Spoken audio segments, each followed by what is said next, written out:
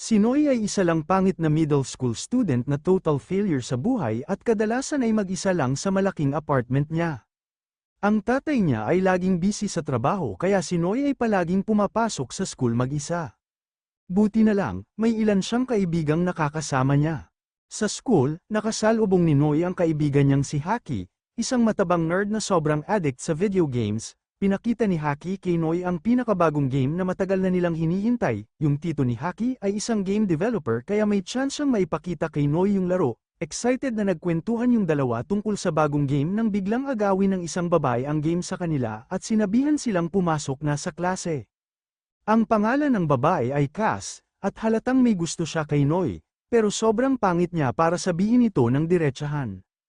Nagpasya sina Noy at Haki na tigilan na ang pagtambay at pumasok na sa klase, pero may ibang plano si Tadhana.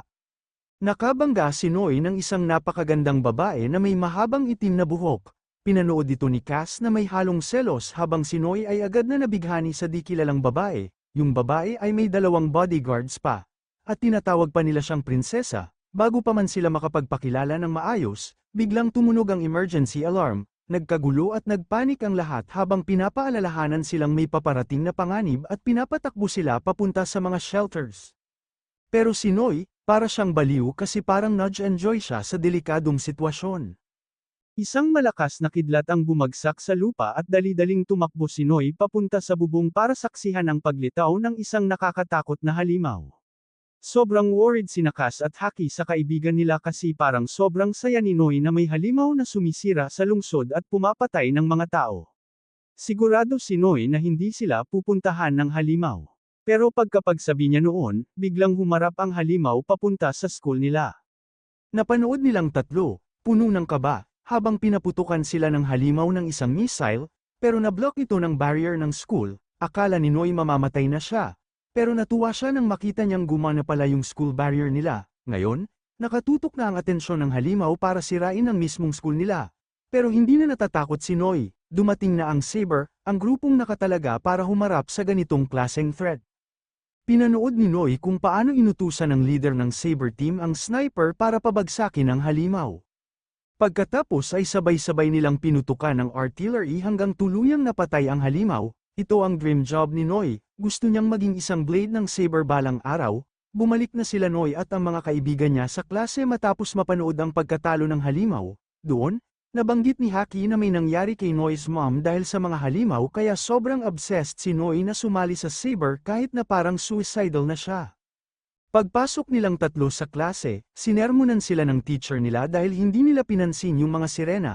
Tiyempong ipinapakilala ng teacher yung bagong magandang babae. Ang pangalan niya ay Modes, at hindi nagtagal bago naging awkward ang lahat, biglang kumanta ulit si Noy nang mapaupo si Modes sa tabi niya. Habang pinanood ito ni Cass na may matatalas na tingin, pinarusahan ng teacher si Noy at binigyan siya ng extra work. Natapos ang araw at umuwi na si Noy kasama si Cass, biglang huminto si Cass at nagpicture ng mga cute na pusa, samantalang si Noy, nakasalubong si Modes at sinubukang i-chika yung babae. Pero nawalan siya ng confidence nang hindi siya pinansin ni Modes, pero sa nakakagulat na twist, si Modes pa ang nagtanong kay Noy kung gusto niyang makipag-date. Sa malas, narinig ito ni Cass. Bago pa makasagot si Noy, biglang tumakbo si Modes palayo at pinili ni Noy na habulin si Cass. Hindi masyadong marunong magtago ng feelings si Cass para kay Noy, at naalala niya lahat ng pagkakataon na sinagip siya ni Noy mula sa mga bully. Sinubukan niyang sabihin ang feelings niya. Pero biglang naputol dahil may halimaw na biglang lumitaw mula sa fountain malapit sa kanila. Agad na hinayla ni Noy si Cass palayo para mailigtas mula sa mga atake ng halimaw. Yung halimaw na ito ay may mga blood-eye-like arms na sobrang haba kaya napakadelikado ng sitwasyon para sa kanilang dalawa. Nagtataka si Noy kung paano nakapasok ang halimaw kahit naka-barrier, pero wala na silang oras para isipin pa yun. Tumakbo sila Cass at Noy papunta sa shelter at nagkulong sa isang kwarto. Pero hindi ito sapat, sinimulang give-a ng halimaw ang pinto at binutis ang mga pader para makapasok sa kanila. Sinabihan ni Noy si Cass na tumakbo at humingi ng tulong habang siya ay gagamit ng emergency axe para harapin ang halimaw.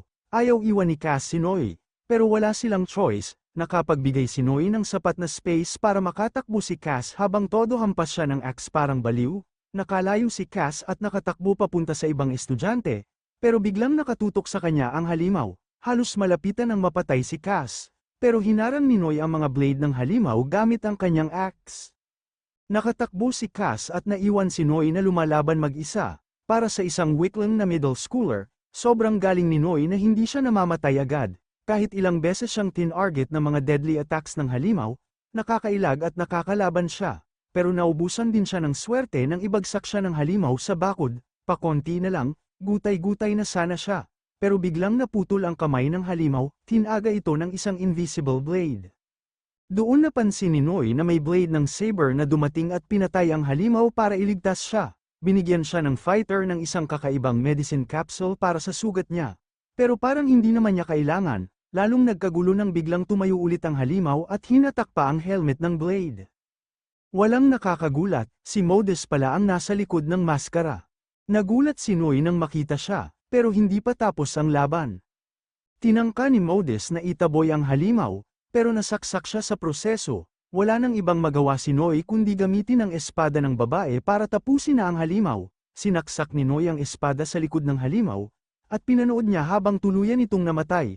Malubhang nasugatan si Modus kaya inalok ni Noy sa kanya ang capsule na gamot. Mabilis gumaling si Modus, habang nagsimulang magkwento si Noy kung gaano siya humahanga kay Modus bilang Blade of Saber.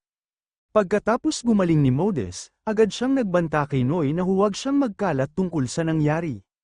Medyo na-offend si Noy kaya binanggit niya ang confession ni Modus kanina. Nahihiya si Modus sa sinabi niya, kaya bago pa makapagsalita ulit si Noy, sinubukan na siyang patayin ni Modus. Dumating si Kiken, ang bodyguard ni Modus, para siguraduhin kung ligtas silang lahat. Nang makita niyang nasugatan ang prinsesa, hinarap niya si Noy at naghanda siyang bugbugin ito. Pinatigil siya ni Modus at pinatumba si Noy gamit ang isang mabilis na atake. Nawala ng malay si Noy at iniutos ni Modus kay Kiken na ihatid siya pauwi. Pagkaalis nila, dumating si Cass at lumapit kay Noy. Akala niya si Ken ang pumatay sa halimaw kaya nagpasalamat siya kay Ken sa pagsalba kay Noy. Dinala ni na Kiken at Cass si Noy pauwi sa apartment niya, kung saan napanaginipan niya ang halimaw. Pagkagising niya, nagulat siyang nasa kwarto na siya at natutulog si Cass sa paanan ng kama niya. Unti-unti niyang naalala ang mga nangyari. Nang magising si Cass, hindi na niya tinago ang nararamdaman niya. Sinabi niya kay Noy na nakatulog siya pagkatapos gamutin at alagaan ito. Nabanggit ni Cass ang narinig niyang confession, pero pinakiusapan siya ni Noy na kalimutan na lang yun. Wala pa ring ideya si Noy kung ano talaga ang iniisip ni Modus, kaya nagkunwari siyang walang halaga ang nangyari. Pagkatapos, umuwi na si Cass at sinamahan pa siya ni Noy. Dahil sunod-sunod na ang monster attacks, ayaw ni Noy na mag-isa si Cass sa daan. Hindi masyadong sineryoso ni Cass ang babala ni Noy. Pero tama ang kutob niya, may halimaw na umatake sa isang babae sa isang madilim na eskinita. Kinabukasan, may nagtipong mga tao sa lugar kung saan natagpuan ang isang brutal na pinatay na katawan. Nandoon din si Ken at inimbestigahan ang crime scene. Napansin niya si Noy sa crowd kaya kinausap niya ito. Kahit hindi niya gaanong gusto si Noy, ibinahagi pa rin niya ang ilang impormasyon. May duda si Ken kung halimaw ba talaga ang may gawa ng krimen dahil sobrang brutal nang nangyari. Pero iba ang iniisip ni Noy, naalala niya ang halimaw na umatake sa kanya, isang Skoru, at iniisip niyang baka dalawa ang ganitong klase ng halimaw.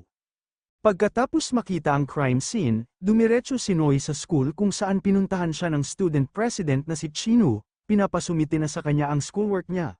Pero ginamit ni Noy na excuse ang monster attack para hindi siya makapasa. Hindi naniwala si Chinu at hinayla siya papunta sa faculty para magpaliwanag. Dumating si Modus at iniligtas siya sa alang-inang sitwasyon. Ipinasa ni Modus ang homework ni Noy at nagkunwaring hiniram lang niya ito, pero siya pala ang gumawa.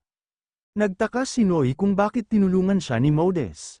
Sinabi ni Modus na dahil tinupad ni Noy ang pangakong hindi magkalat, tutulungan din niya ito. Naniniwala si Modus na may espesyal na koneksyon sila. Lalo na't pareho silang tumutulong sa isa't isa. Akala ni Noy magko-confess ulit si Modus, pero tinuring siya nitong kaibigan. Hinayla siya ni Modus palabas ng classroom at nakita yun ni Haki. Nang bumalik si Haki sa klase, nabanggit niya kay Cass kung ano ang nakita niya, at medyo nainis si Cass. Pinilit ni Noy na paalalahanan si Modus tungkol sa schoolwork, pero hindi pala ito seryoso sa pagliban sa klase. Nagdesisyon silang gumala sa city. Ikinwento ni Modus na palagi lang siyang nag-aaral sa bahay at ngayon lang niya naranasan ang normal na buhay estudyante. Gusto niyang sulitin ang pagkakataong makalabas. Pinasyal niya si Noy kung saan-saan, kumain sila ng desserts, sinubukan ni Noy ang crane game pero hindi siya nanalo, at nanood sila ng horror movie kung saan hindi natakot si Modest pero si Noy ay napasigaw. Pagkatapos, naggala pa sila at napadaan sa isang Ling Eerie shop. Gusto pumasok ni Modest at hinayla si Noy papasok. Pinilit ni Noy na magpakakalmado pero halatang naiilang siya. Habang namimili si Modest, hindi niya napansin kung gaano ka-awkward si Noy. Nakakita si Modest ng bikini at sinubukan niya ito para humingi ng opinyon kay Noy. Napansin na siya ng ibang customers dahil hindi siya bagay sa lugar na yun. Bago pa sila mapansin ng ibang tao, biglang nag-alarm, may monster attack na naman malapit. Mabilis na nagpalit si Modest ng kanyang Blade of Saber outfit at agad na kumilos. Pero mas excited pa si Noy kaysa sa kanya. Agad siyang tumakbo papunta sa pinangyarihan ng monster attack, naiwan si Modest na nagtataka kung ano bang magagawa ng isang civilian katulad ni Noy. Habang tumatakbo si Noy sa kalsada, buong akala niya kaya niyang gawin ito. Pakiramdam niya ay ang galing-galing niya. Sa hindi inaasahang pagkakataon, natupad ang gusto niya, nakasalubong niya ang isang mabangis na Skoro, mukha itong delikado at natrap si Noy nang wala na siyang matakbuhan. Pumikit siya at hinanda ang sarili sa kamatayan, pero bago pa siya tamaan, nahati agad sa dalawa ang Skoro. Sa harap niya, lumitaw ang isang magandang babae na may blonding buhok, mukha siyang kasapi ng Blade of Saber kaya hindi siya kinatakutan ni Noy sa ngayon. Pero may kakaiba sa blade na ito, tila interesado siya kay Noy, na parang siya ang susunod na biktima. Bago pa makapagtanong si Noy, biglang binaril sa likod ang babae ng isang puting buhok na kasapi ng Saber Team. Bumagsak ang blonde sa lupa, pero nasalo agad siya ni Noy. Ginamit ni Noy ang kanyang aura farming para mailigtas at mailayo ang babae mula sa panganib. Pinanood niya habang ginagamot ng babae ang sarili gamit ang gamot. Pero hindi ito naging sapat dahil agad silang nasundan ng white-haired Saber. Binalaan ng Saber si Noy na lumayo dahil ang babaeng iniligtas niya ay isang demon. Hindi maintindihan ni Noy kung ano ang nangyayari. Napanood niyang biglang natawa ang blonde girl, naglabas ng napakalaking scythe, at sinugod ang Saber. Mabilis ang palitan ng mga atake, at kahit may rifle ang Saber, nahirapan itong sumabay. Hindi na makasunod si Noy sa bilis ng laban, biglang nawala ang blade at lumitaw sa likod ng Saber, naglabas ng isang malakas na atake na siguradong tatapos sa laban, pero gumanti agad ang Saber, pinakita ang misteryosong mata niya, at ginamit ang sarili niyang kapangyarihan, nagbanggaan ang mga puwersa nila at nag-iwan ng malaking crater sa kalsada. Pagkalinaw ng alikabok, dali-daling nilapitan ni Noy ang lugar kung saan bumagsak ang Saber. Nakita niyang nakahandusay ito sa lupa, habang pinagtatawanan siya ng blonde blade at tinawag siyang mahina. Lumapit ang blade sa Saber at pinuri ito sa effort, pero alam niyang hindi ito sapat. Tila natalo na ang Saber, pero bigla nitong nilabas ang kanyang trump card, palihim pala siyang nag-charge ng bala sa kanyang baril, sa kung anong dahilan. Nakatayo lang ang blade na parang tanga habang binaril siya ng Saber ng malapitan, imbes na mamatay, bumagsak lang ang blade na parang wala siyang natanggap na seryosong pinsala, lumapit na ang Saber para tapusin na siya, pero binato ni Noy ng bato ang baril niya para ma-divert ang bala. Asahan na kay Noy bilang isang makulit na bida, nagsimula siyang magpaliwanag kung bakit dapat magtulungan ang mga blade at Saber para iligtas ang mga tao mula sa mga halimaw. Sinabihan siya ng Saber na tumigil at tinawag pa siyang NPC. Medyo na-offend si Noy. Pero seryoso ang Saber, NPC talaga ang tingin niya kay Noy. Naramdaman ng blade na mas nagiging interesting ang sitwasyon kaya nag-focus siya kay Noy. Sinugod niya ang lalaki at tinakat siya na papatayin kung hindi aatras ang Saber. Lalo pang gumulo ang sitwasyon nang dumating si Modest at itinulak palayo ang blade mula sa kanyang kaibigan. Binalaan ng Saber ang dalawang babae na huwag magsimula ng laban dahil siya mismo ang papatay sa blonde blade. Pero determinado si Modest dahil may sumubok saktan ang kanyang kaibigan. Habang nagtatalo sila, gumamit ng atake ang Rogue Blade gamit ang kanyang scythe na bumalat sa lahat ng matatalim na pulang sinulid, binalaan niya ang lahat na huwag gumalaw dahil kapag kumilos sila, siguradong mapuputol sila. Pinagtawanan pa niya si Modest sa pagiging kaibigan ng isang NPC, at nagbanta na ibubunyag niya ang totoong katotohanan tungkol sa mundong ito. Nakiusap si Modest na huwag sabihin kay Noy, pero nagpatuloy pa rin ang Blade. Ipinahayag niya na ang mundo nila ay isang online game kung saan pwedeng pumili ang mga tao kung Blade o Saber ang gusto nilang gamitin. Hindi makapaniwala si Noy sa narinig niya. Pero pinakita ng Blade ang mapa ng lungsod kung saan laging bumabalik sa normal ang lahat pagkatapos ng isang attack. Ipinakita niyang lahat ng tao sa mundo ay kontrolado ng isang supercomputer, pati oras at galaw ng mga NPC, lahat programmed. Parang gumuho ang mundo ni Noy, nagdududa siya sa lahat ng alaala niya, at nagsimulang questionan ang buong buhay niya, pero bigla namang dumating si Cass para iligtas siya.